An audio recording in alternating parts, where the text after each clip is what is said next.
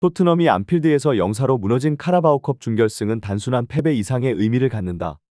18년 만에 우승 기회가 한순간에 사라졌고 경기 후 포스테코글루 감독과 선수단을 둘러싼 논쟁이 더욱 거세졌다. 특히 손흥민의 경기 후 인터뷰는 이번 패배의 본질을 정확히 짚어내며 팀 내부의 문제점을 직설적으로 드러냈다.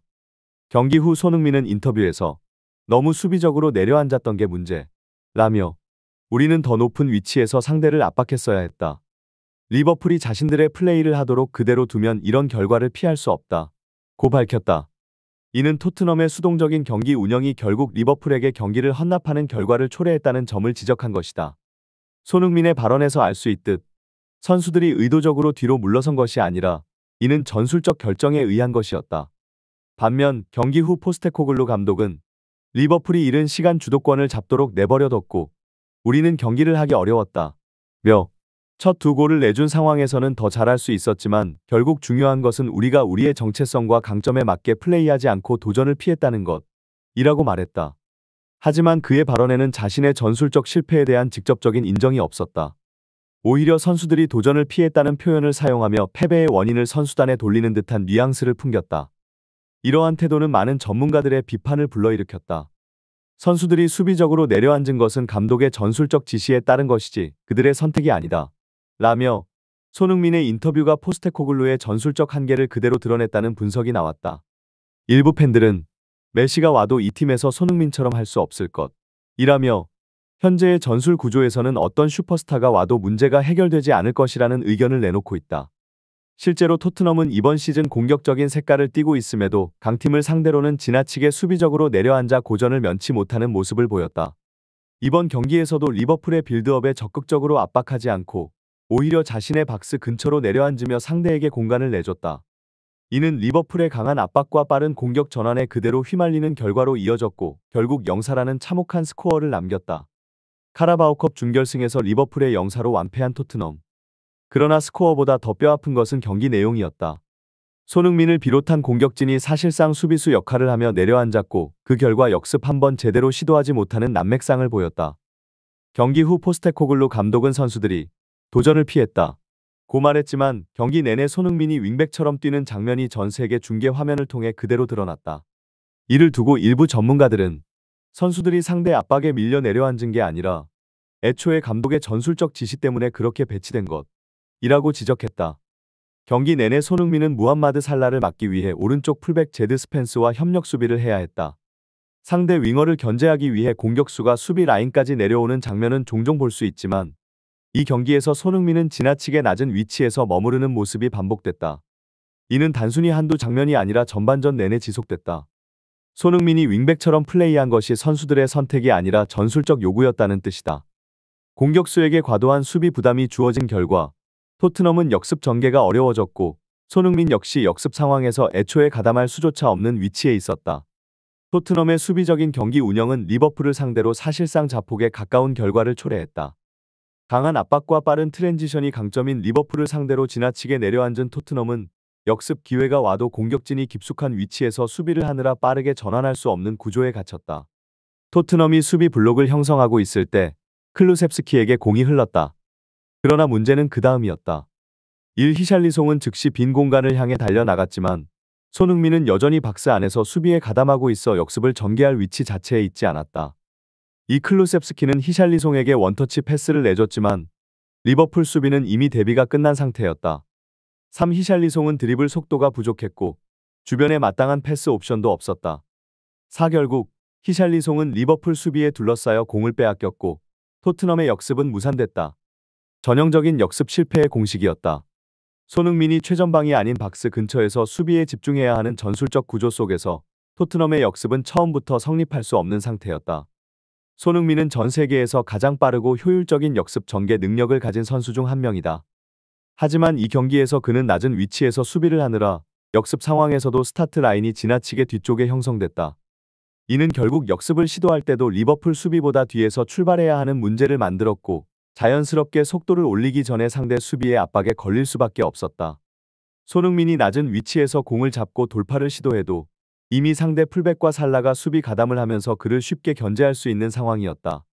이런 방식의 전술 운영은 손흥민의 장점을 극대화하기는커녕 오히려 공격력을 반감시키는 역효과를 낳았다.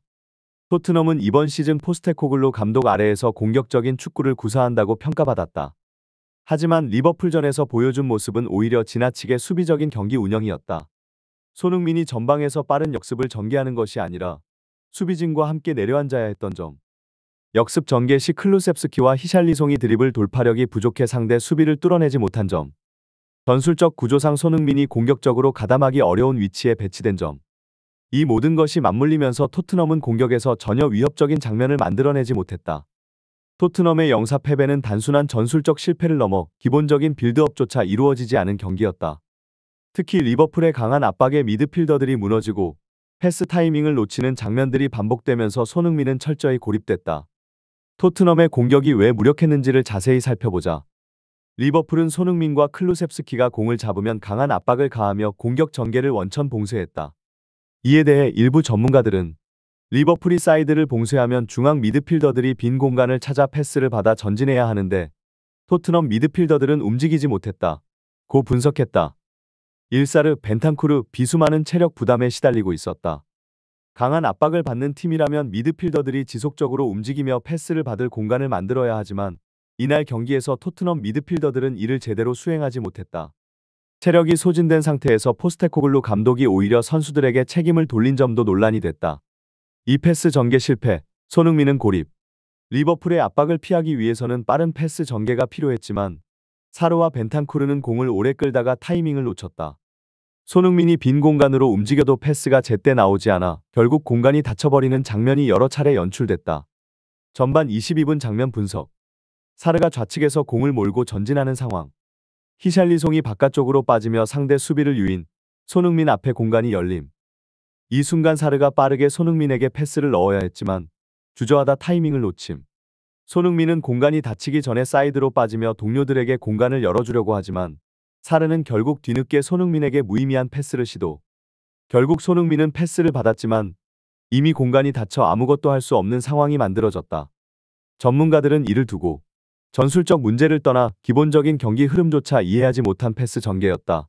고 혹평했다. 클루셉스키, 토트넘 공격 실패의 원흉이었나? 경기 후 일부 팬들은 그래도 클루셉스키는 패스를 넣을 수 있는 선수 아니었나? 라는 의견을 냈다. 하지만 전문가들은 정반대의 평가를 내렸다. 전반 41분 결정적 장면 분석. 클루셉스키가 공을 잡고 전진하는 상황. 반대쪽에서 히샬리송이 문전으로 쇄도하며 수비를 끌어내 손흥민 앞에 공간을 만듦. 이 시점에서 클루셉스키는 손흥민에게 패스를 줬어야 했지만 공을 너무 오래 끌다가 리버풀 수비에 둘러싸임. 결국 패스 타이밍을 놓치고 토트넘의 결정적 공격 기회가 무산. 이 장면을 두고 전문가들은 클루셉스키의 플레이가 토트넘의 공격을 완전히 망쳤다. 고 비판했다. 결정적인 문제점 3가지. 공을 잡고 나서 주저하는 습관.